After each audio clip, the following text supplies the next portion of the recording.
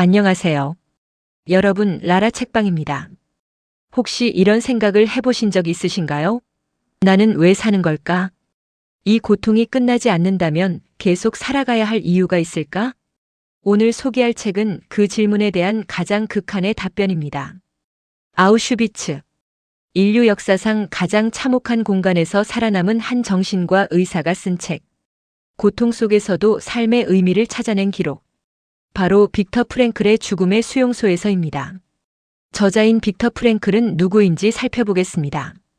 빅터 에밀 프랭클은 1905년 오스트리아 빈에서 태어났습니다.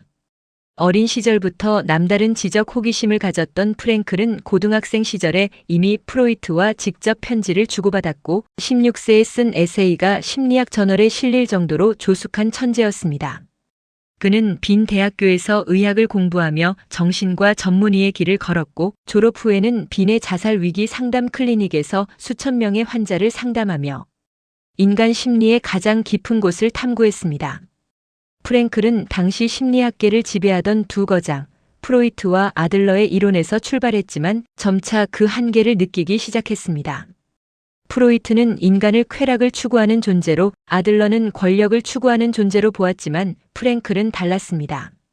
그는 인간이 근본적으로 의미를 추구하는 존재라고 믿었습니다. 이 믿음을 바탕으로 그는 로고테라피엘 OGOTHERAPY, 즉 의미치료라는 새로운 심리치료 이론을 정립해 나갔습니다.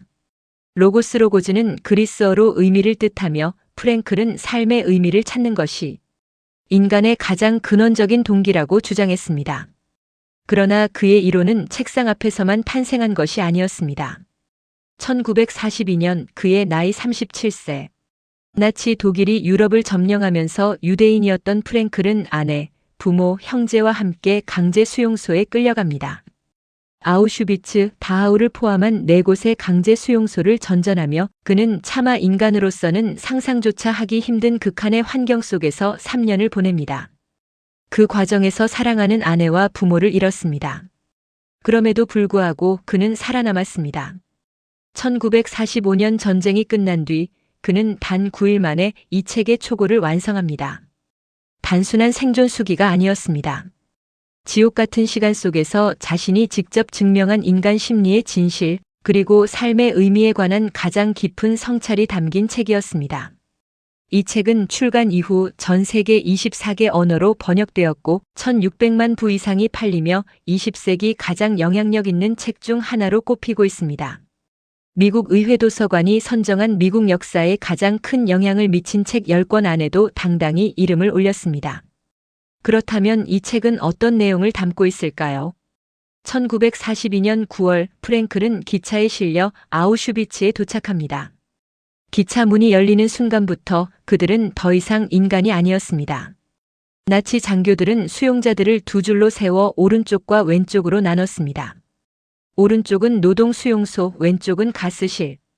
그 짧은 손짓 하나가 삶과 죽음을 결정했습니다. 프랭클은 기적적으로 오른쪽에 섰습니다. 수용소에 들어서자마자 수용자들은 모든 것을 빼앗겼습니다. 옷, 신발, 소지품, 그리고 이름. 이름 대신 팔뚝에 숫자가 새겨졌습니다. 프랭클의 번호는 11만 9104번이었습니다. 이 순간을 그는 책에서 이렇게 묘사합니다. 이제 나는 아무것도 아니었다.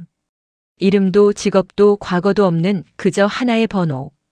프랭클은 이 과정에서 수용자들의 심리가 어떻게 변해가는지를 정신과 의사의 눈으로 냉철하게 관찰합니다. 수용소에 처음 도착한 수용자들은 현실을 있는 그대로 받아들이지 못합니다. 설마 정말 이렇게 나쁜 일이 일어나겠어, 곧 나가겠지, 라는 희망적인 망상 속에서 심리적 충격을 버팁니다. 프랭클은 이것이 인간 심리의 자기 보호 기제라고 분석합니다. 그러나 며칠이 지나면 수용자들은 감정을 잃어버리기 시작합니다. 동료가 구타당해도 옆 사람이 쓰러져도 눈물도 분노도 나오지 않습니다. 살아남기 위해 감정이 스스로 꺼져버리는 것입니다. 프랭클은 이것을 감정의 죽음이라고 부릅니다. 그것은 인간성이 파괴되는 과정이기도 했습니다.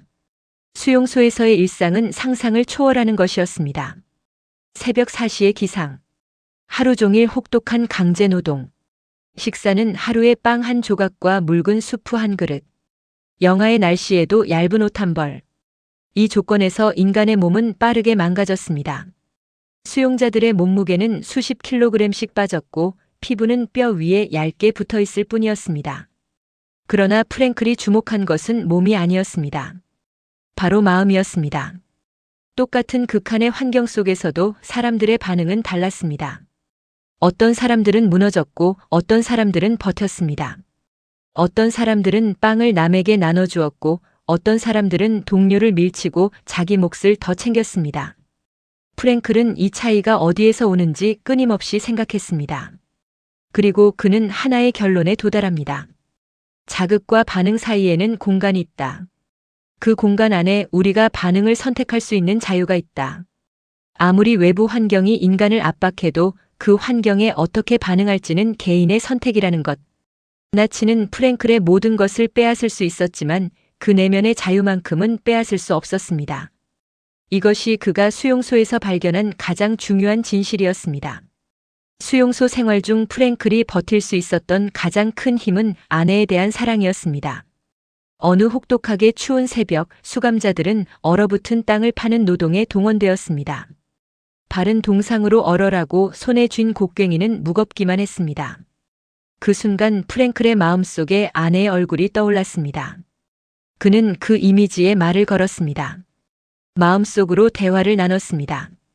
아내가 지금 살아있는지조차 알 수 없었지만 그것은 중요하지 않았습니다. 그 순간 그는 깨달았습니다. 사랑은 사랑하는 사람의 물리적 존재와 무관하게 존재할 수 있다. 사랑하는 사람을 마음속에 담고 있다는 것만으로 인간은 가장 극한의 환경도 버텨낼 수 있습니다.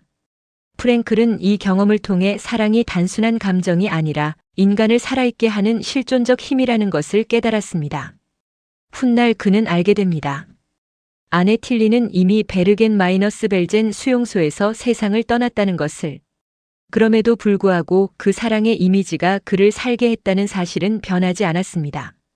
프랭클은 수용소에서 오랜 시간 수감자들을 관찰하면서 한 가지 패턴을 발견합니다. 몸이 건강하고 체력이 좋다고 해서 살아남는 것이 아니었습니다. 오히려 삶의 의미를 붙잡고 있는 사람들이 더 오래, 더 강하게 버텼습니다. 그는 니체의 말을 자주 떠올렸습니다. 왜 살아야 하는지를 아는 사람은 어떤 상황도 견딜 수 있다. 어떤 수용자는 자신이 나가서 완성해야 할 연구 논문이 있었고 그것이 버티는 이유가 되었습니다. 어떤 수용자는 어딘가에 살아있을 아이에게 돌아가겠다는 다짐이 버티는 이유가 되었습니다. 어떤 수용자는 이 경험을 언젠가 세상에 알리겠다는 사명이 버티는 이유가 되었습니다. 반면 살아야 할 이유를 잃은 사람들은 빠르게 무너졌습니다. 프랭클은 이렇게 기록합니다. 수용소에서 더 이상 삶의 목적이 없다고 느끼는 순간 그 사람은 수일 안에 죽는 경우가 많았다. 이것이 바로 로고테라피의 핵심입니다. 인간은 의미를 찾을 때 살아갑니다. 고통 자체는 피할 수 없더라도 고통에 의미를 부여할 수 있다면 그 고통은 더 이상 단순한 괴로움이 아니라 성장의 과정이 됩니다. 프랭클은 수용소에서 삶의 의미를 발견하는 방법이 크게 세 가지라고 이야기합니다. 첫째, 무언가를 창조하거나 이루어내는 것을 통해서입니다. 일, 예술, 연구, 어떤 작품이든 자신이 세상에 무언가를 만들어낼 때 인간은 의미를 느낍니다. 프랭클 자신도 수용소에서 언젠가 이 경험을 책으로 써서 세상에 알리겠다는 다짐을 통해 버텼습니다. 심지어 수용자들에게 빼앗긴 원고를 손가락에 피가 나도록 종이 조각에 다시 적으면서 그 의지를 붙잡았습니다. 둘째, 사랑하는 것, 누군가를 사랑하는 것을 통해서입니다. 앞서 이야기한 것처럼 사랑하는 사람의 이미지, 누군가와의 연결감은 극한의 상황에서도 인간을 살아있게 합니다. 사랑은 존재를 의미 있게 만드는 가장 강렬한 힘입니다. 셋째, 피할 수 없는 고통을 어떤 태도로 받아들이느냐를 통해서입니다. 이것이 가장 깊고 어려운 이야기입니다. 수용소에서 많은 수감자들은 자신이 선택할 수 없는 고통 앞에 놓였습니다. 그 고통을 없애거나 피할 방법은 없었습니다. 그러나 그 고통을 어떤 태도로 받아들일지는 선택할 수 있었습니다. 프랭클은 이렇게 말합니다. 고통이 불가피할 때 그 고통을 어떻게 짊어지느냐가 곧 삶의 의미가 된다. 운명을 바꿀 수 없을 때 그 운명에 어떻게 응답하느냐가 그 사람이 어떤 사람인지를 결정합니다. 수용소에서 프랭클이 목격한 가장 충격적인 장면 중 하나는 나치 간수들의 행동이었습니다. 어떤 간수들은 수용자들에게 쓸모없는 빵 한 조각을 몰래 건네기도 했습니다. 반면 어떤 수용자들은 동료를 밀치고 먹을 것을 빼앗았습니다. 프랭클은 이것을 보며 인간의 본질에 대해 생각합니다. 인간은 천사도 악마도 아니다. 그 둘이 될 수 있는 존재다. 그리고 인간을 천사로 만드는 것도 악마로 만드는 것도 결국은 선택이라는 것. 외부 환경이 아무리 인간을 짓밟아도 마지막 하나의 자유만큼은 빼앗을 수 없습니다. 바로 그 환경에 어떤 태도를 취할 것인가 하는 자유입니다. 이것이 프랭클이 수용소에서 발견한 인간의 가장 위대한 속성이었습니다. 책의 후반부에서 프랭클은 자신이 창시한 로고테라피의 로지오THERAPY에 대해 설명합니다. 로고테라피는 기존의 심리치료와 다른 관점을 가집니다. 프로이트의 정신분석이 과거의 무의식을 탐구하고 행동주의 심리학이 자극 마이너스 반응의 패턴을 분석하는 것과 달리 로고테라피는 미래를 향한 의미를 찾는 것에 집중합니다. 프랭클은 현대인의 고통이 물질적 결핍이 아닌 실존적 공허함 엑지스텐셜 백윰에서 온다고 주장합니다. 먹을 것이 없어서 잠잘 곳이 없어서 고통받는 것이 아니라 나는 왜 사는가라는 질문에 답하지 못해서 고통받는다는 것입니다. 이 실존적 공허함이 지루함, 무기력, 우울, 심지어 폭력적 행동으로 나타난다고 그는 분석합니다. 그리고 이 공허함을 채울 수 있는 것은 오직 삶의 의미를 찾는 것뿐이라고 말합니다. 그렇다면 삶의 의미는 어떻게 찾을 수 있을까요? 프랭클은 의미는 주어지는 것이 아니라 발견하는 것이라고 말합니다.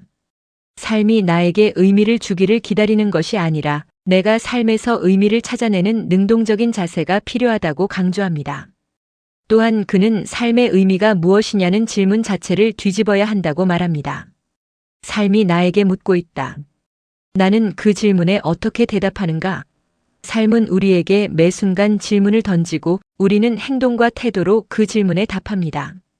그것이 곧 삶의 의미를 만들어가는 과정입니다. 1945년 5월 수용소가 해방됩니다. 그러나 프랭클은 해방의 순간을 예상했던 것과는 다르게 묘사합니다. 기쁨도 눈물도 환호도 없었습니다.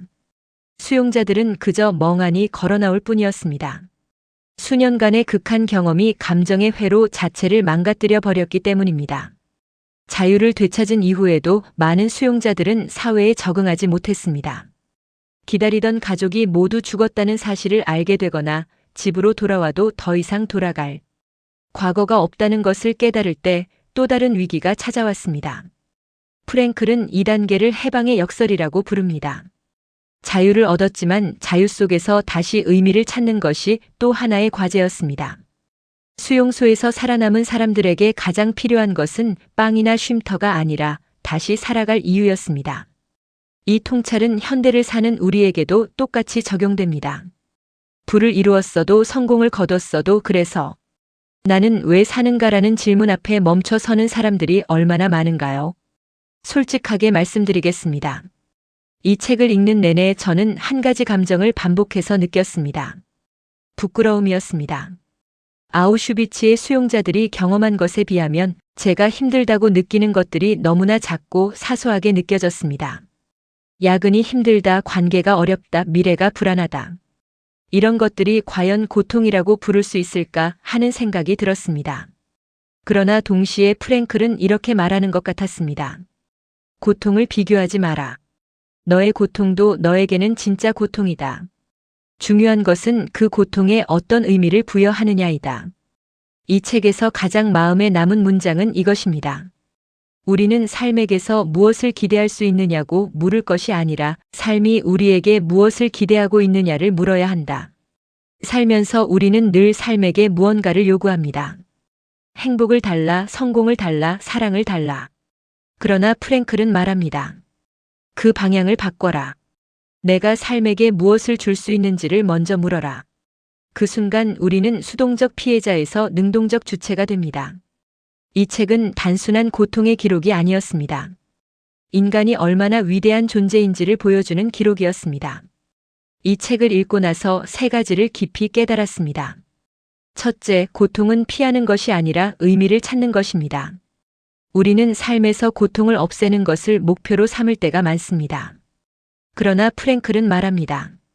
고통은 피할 수 없다. 그렇다면 그 고통을 통해 무엇을 배울 것인가? 그 고통이 나를 어떻게 성장시킬 것인가를 물어라. 고통을 통과하는 방식이 곧 그 사람의 품격이 됩니다. 둘째, 나는 언제나 태도를 선택할 수 있습니다. 직장에서의 부당함, 관계에서의 상처, 예상치 못한 실패. 이 모든 것은 내가 통제할 수 없을 때가 많습니다. 그러나 그것에 어떻게 반응할지는 내가 선택할 수 있습니다. 그 선택의 공간이 작아 보여도 그것이 내가 가진 가장 진짜 자유입니다. 셋째, 삶의 의미는 발견하는 것입니다. 의미 있는 삶을 기다리지 말고 지금 이 순간 내 삶에서 의미를 찾아야 한다는 것. 아무리 작은 일이라도 그것이 나에게 왜 중요한지를 안다면 그것이 곧 삶의 이유가 됩니다. 프랭클이 아우슈비츠에서 살아남을 수 있었던 이유는 단 하나였습니다. 자신이 살아야 하는 이유를 알고 있었기 때문입니다. 그리고 그 이유는 거창하지 않았습니다.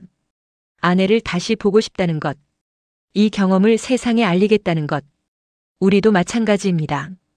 지금 당장 거창한 사명이나 목표가 없어도 됩니다. 나를 살게 하는 작은 이유, 그것을 발견하는 것에서 모든 것이 시작됩니다. 그렇다면 이 책을 누구에게 추천하고 싶냐고 물으신다면 저는 주저없이 이렇게 말하겠습니다. 지금 이 순간 삶이 버겁다고 느끼는 모든 분들께 권하고 싶습니다. 특히 열심히 살아왔는데 이상하게 허탈하고 뭔가를 이뤘는데도 왜인지 공허한 느낌이 드는 분들께 이 책은 정확하게 말을 건넵니다. 취업에 실패하고 자신의 가치를 잃어버린 것 같은 20대, 오랫동안 달려왔는데 번아웃이 찾아온 30대와 40대, 자식을 다 키우고 나서 이제 나는 무엇을 위해 사는가라는 질문 앞에 멈춰 선 50대 이상의 분들께도 이 책은 깊은 울림을 줄 것입니다. 또한 상실을 경험한 분들께도 강력히 추천합니다. 소중한 사람을 잃었거나 오랫동안 꿈꿔온 것이 무너진 경험을 하신 분들, 그 슬픔과 고통이 아직 가시지 않은 분들, 프랭클은 그 상실의 한가운데서도 인간이 얼마나 강해질 수 있는지를 몸소 보여줍니다. 그리고 무기력한 청소년들에게도 아직 삶의 방향을 잡지 못한 채 표류하는 젊은이들에게도 이 책은 나침반이 되어줄 것입니다.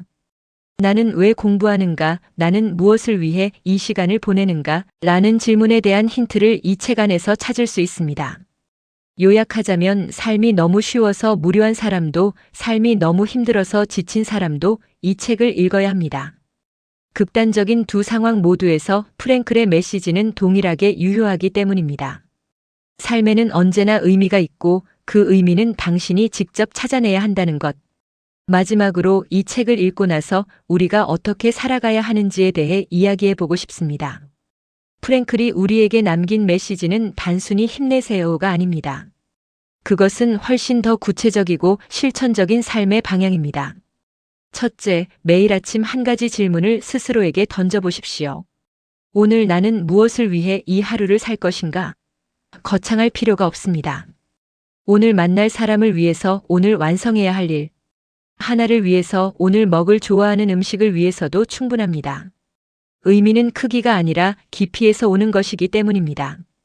둘째, 고통을 피하려는 본능을 잠깐 멈추고 그 고통이 나에게 무엇을 가르쳐 주려 하는지 물어보십시오. 지금 겪고 있는 어려움이 나를 어떤 사람으로 만들어가고 있는지를 생각할 때 그 고통은 적이 아니라 스승이 됩니다. 셋째, 통제할 수 없는 것에 에너지를 쏟는 것을 그만두십시오. 타인의 평가, 예상치 못한 사건, 변하는 환경. 이것들은 내가 바꿀 수 없습니다. 그러나 그것에 어떻게 반응할지는 언제나 내 몫입니다. 프랭클이 수용소에서 지킨 마지막 자유, 태도를 선택하는 자유. 그것을 우리의 일상에서도 실천하는 것이 이 책을 진정으로 읽은 사람이 걸어가야 할 길입니다. 넷째, 지금 곁에 있는 사람들에게 조금 더 충실해지십시오. 프랭클은 혹독한 수용소 안에서도 아내의 얼굴 하나로 버텼습니다. 우리 주변에는 지금도 우리를 살게 하는 사람들이 있습니다. 그 사람들에게 오늘 한마디라도 더 건네고 한 번이라도 더 눈을 맞추십시오. 사랑은 거창한 것이 아니라 매일의 작은 선택 속에 존재합니다. 다섯째, 그리고 가장 중요한 것입니다. 삶이 당신에게 의미를 가져다 줄 때까지 기다리지 마십시오. 지금 이 순간 당신이 서 있는 바로 그 자리에서 의미를 찾아내십시오. 완벽한 조건이 갖춰진 다음에 의미 있게 살겠다는 생각은 영원히 오지 않을 내일을 기다리는 것과 같습니다. 아우슈비츠라는 지옥에서도 프랭클은 삶의 의미를 찾아냈습니다. 그렇다면 우리가 서 있는 이 자리에서 의미를 찾지 못할 이유는 어디에도 없습니다. 오늘 소개한 죽음의 수용소에서는 읽기 어려운 책입니다. 내용이 어려운 것이 아니라 마주하기가 어렵습니다. 내 삶을 돌아보게 만들기 때문입니다. 그러나 그 불편함이 이 책의 가장 큰 선물입니다. 나는 지금 왜 살고 있는가? 이 질문에 답할 수 있다면 여러분은 이미 충분히 살아있는 이유가 있는 겁니다. 다음에 더 좋은 책으로 찾아오겠습니다. 지금까지 들어주셔서 감사합니다. 라라 책방이었습니다.